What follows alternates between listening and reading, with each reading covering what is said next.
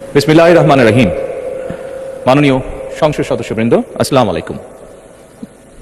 ফ্যাসিবাদের নির্মমতার শিকার অসংখ্য মানুষের কান্না আর হাজারো প্রাণের আত্মত্যাগের মধ্যে দিয়ে অবশেষে আজ থেকে পুনরায় যাত্রা শুরু হতে যাচ্ছে জনগণের ভোটে জনগণের কাছে জবাবদিহিমূলক সত্যিকার অর্থে জনপ্রতিনিধিশীল জাতীয় সংসদ।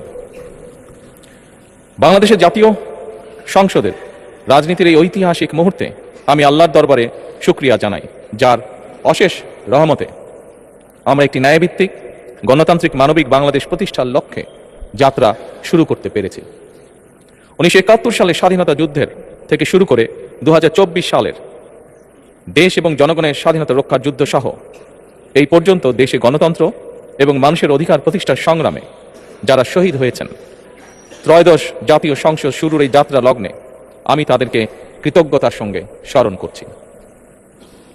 এই আন্দোলন সংগ্রামে যেসব মায়েরা তাদের সন্তান হারিয়েছেন, যেসব সন্তানেরা তাদের প্রিয়জন হারিয়েছেন, যেসব পরিবার তাদের সন্তান স্বজন হারিয়েছেন, যেসব আহত মানুষকে তাদের স্বাচ্ছন্দ্যে জীবন হারাতে হয়েছে, যেসব মানুষগুলো নির্যাতন, নিপীড়ন, রাজনৈতিক হয়রানি কিংবা মিথ্যে মামলা শিকার হয়ে সর্বস্ব হারিয়েছেন, আমি তাদের সকলের অবদানকেও কৃতজ্ঞতার সঙ্গে স্মরণ করছি। দেশের ছাত্র জনতা, কৃষক, শ্রমিক, শিক্ষক, কবি, সাহিত্যিক, সাংবাদিক, চিকিৎসক, প্রকৌশলী, আইনজীবী, কামার কুমার, জেলে তাঁতি, গাড়ি চালক, ব্যবসায়ী এবং সরকারি বেসরকারি চাকরিজীবী, গৃহিণী, সারা দেশে গণতান্ত্রিক রাজনৈতিক দলের নেতাকর্মী, সমর্থক তথা সর্বস্তরের সকল শ্রেণী পেশার মানুষ যাদেরকে গুম, খুন, হত্যা, নির্যাতন, নিপীড়ন, মিথ্যা হামলা, মামলা কিংবা জীবন্ত মানুষের কবরস্থান তুল্য বর্বর বন্দিশালা, আয়নাঘর কোনো কিছু দিয়েই যাদের গণতান্ত্রিক আকাঙ্ক্ষাকে রুখে দেওয়া যায়নি, যাদের সাহসী ভূমিকায় দেশে পুনরায় গণতন্ত্র ফিরে এসেছে, আমি ত্রয়োদশ জাতীয় সংসদের এই যাত্রা লগ্নে দেশের স্বাধীনতা প্রিয় গণতান্ত্রিক আমি বীর ছাত্র জনতাকে জানাই অভিনন্দন।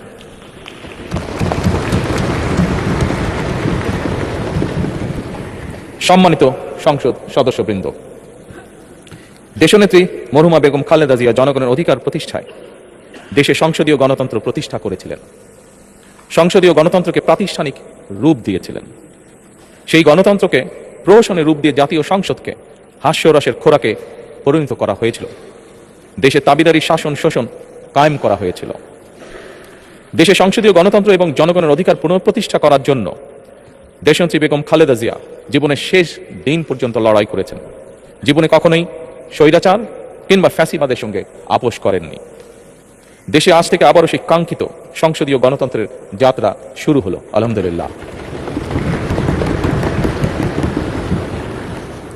সংসদীয় রাজনীতি প্রতিষ্ঠাতা খালেদা জিয়া দেশ এবং জনগণের সাফল্যে এই শুভ মুহূর্তটি দেখে যেতে পারেননি। আজ তাই এই জাতীয় সংসদে দাঁড়িয়ে আমরা দেশ এবং জনগণের স্বার্থে আপসীর নেতৃত্ব, ব্যক্তিত্ব, স্মরণীয়, বরণীয়, অনুকরণীয় রাজনীতিবিদ মরহুমা খালেদা জিয়াকে গভীর শ্রদ্ধার সঙ্গে স্মরণ করছি। সম্মানিত সংসদ সদস্যবৃন্দ, দেশে বহুদলীয় গণতন্ত্রের প্রবক্তা এবং প্রবর্তক, স্বাধীনতার ঘোষক শহীদ প্রেসিডেন্ট জিয়াউর রহমানের একটি উক্তির কথা আপনাদের সামনে আমি স্মরণ করতে চাই। তিনি বলেছিলেন, জনগণই যদি রাজনৈতিক দল হয় তাহলে আমি সেই দলেরই আছি। অর্থাৎ ব্যক্তি কিংবা দলের স্বার্থ নয়, জনগণের স্বার্থই সবচাইতে বড়। এটাই বিএনপি রাজনীতি।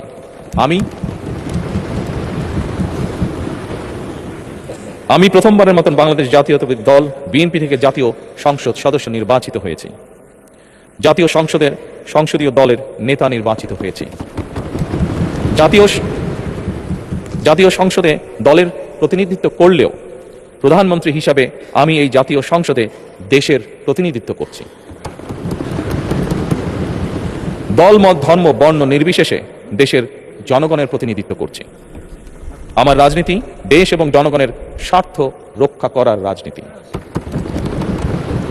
বিএনপির রাজনীতি জনগণের জীবন মান উন্নয়ন এবং স্বনির্ভর বাংলাদেশ গড়ার রাজনীতি।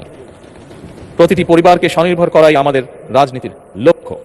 প্রতিটি পরিবারকে স্বনির্ভর করার মাধ্যমেই বিএনপি একটি স্বনির্ভর, সমৃদ্ধ, নিরাপদ, গণতান্ত্রিক বাংলাদেশ প্রতিষ্ঠা করতে চায়। এই লক্ষ্য অর্জনে আমি জনগণের সমর্থন এবং সহযোগিতা চাইছি। এই মহান জাতীয় সংসদে সকল দলের নির্বাচিত প্রতিজন সংসদ সদস্যের সমর্থন এবং সহযোগিতা আশা করছি। সম্মানিত সংসদ সদস্যবৃন্দ, আমি বিশ্বাস করি আমাদের দল কিংবা মত কিংবা কর্মসূচি ভিন্ন হতে পারে, কিন্তু তাবেদার মুক্ত ফ্যাসিবাদ মুক্ত একটি স্বাধীন সার্বভৌম নিরাপদ স্বনির্ভর বাংলাদেশ প্রতিষ্ঠায় আমাদের মধ্যে কোনো বিরোধ থাকতে পারে না, বিরোধ নেই। জাতীয় সংসদকে জাতীয় কর্মকাণ্ডের কেন্দ্রবিন্দু না করে বিতাড়িত ফ্যাসিস্ট সরকার জাতীয় সংসদকে অকার্যকর করে ফেলেছিল।